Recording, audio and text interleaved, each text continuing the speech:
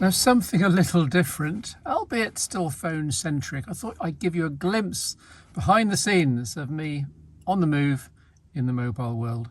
So welcome to my mobile office. As a husband, father and son, I find myself hanging around for family members or resting on long journeys to visit them, etc. So I wanted to make that time more productive. This is my office. Now, the challenges of a mobile office are threefold. First of all, space. I'm not a fan of, sitting in the driver's seat, steering wheel cramped up. So both seats far forward, tilted forward slightly. I'm in the back and I've got loads of space. I drive a Ford C-Max Mini MPV, or remember that MPV stands for multi-purpose vehicle, so I'm certainly fulfilling that. Now remember that MPVs also have plenty of headroom, so it doesn't feel too claustrophobic, and if I want to, I've got the middle seat which folds down as a makeshift table if I've got paperwork to sort out or other items. I deal with the privacy aspect with these sort of pop-in window shades. They just sit in the groove on the windows and stop people looking in, maybe admiring the tech, thinking about nicking it later. I could put something in more permanent, but these do the job and they still let in some light. The next challenge is connectivity. The UK mobile networks are now pretty good on motorway service stations, even out in the country. You can get 4G usually, and 5G on the iPhone 12 Pro Max shooting this, and on the Pixel 4a 5G, each acting as a Wi-Fi hotspot for my other technology. It works really well. And if all of that fails, on giffgaff, I think on O2, I've got the Lumia 1020 from 2013, which is a great camera still, and again provides an emergency hotspot. So what do I do with the connections? Well, usually hook up my trusty Microsoft Surface Go. Windows 10 is diminutive. It looks so much like an iPad that I get to take it anywhere without my wife asking questions about taking my work with me.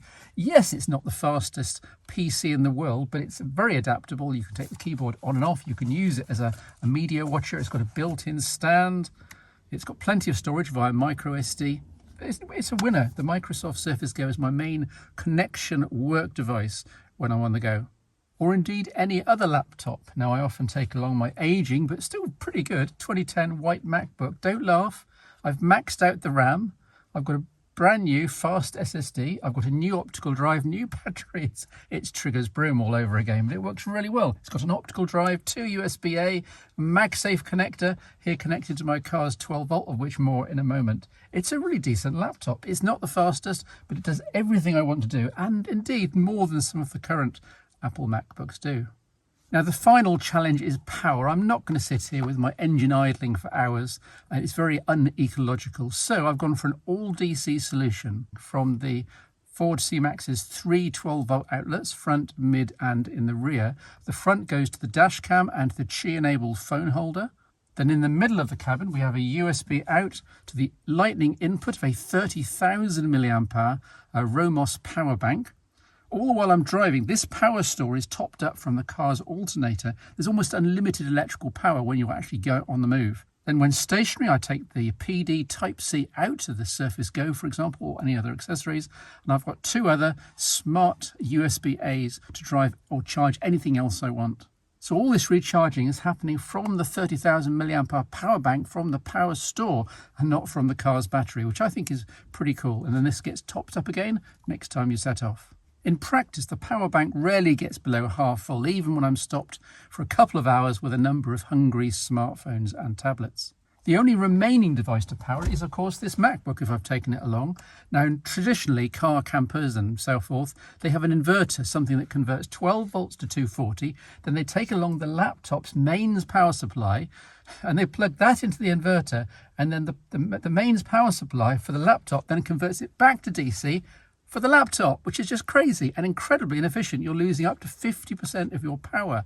My solution is to use the manufacturer, in this case Apple's own 12 volt DC cable. So no inverter, no inefficiencies, no wasted power and minimum drain on the car battery. My Ford's boot accessory 12 volt accessories outlet is, quote, always on. So the car battery, the ignition circuits don't have to be on. When they time out after a quarter of an hour, they stay on, which means you can sit here powering your laptop for a couple of hours. At worst case, with the white polycarbonate MacBook here and the Apple DC connector, it draws about 100 watts when it's starting to recharge from scratch, and that obviously goes down as the laptop gets charged. But over a couple of hours sitting in a car park, 100 watts is not going to do more than 10% off your car battery, so it's fairly sustainable as long as you plan to drive later on that day.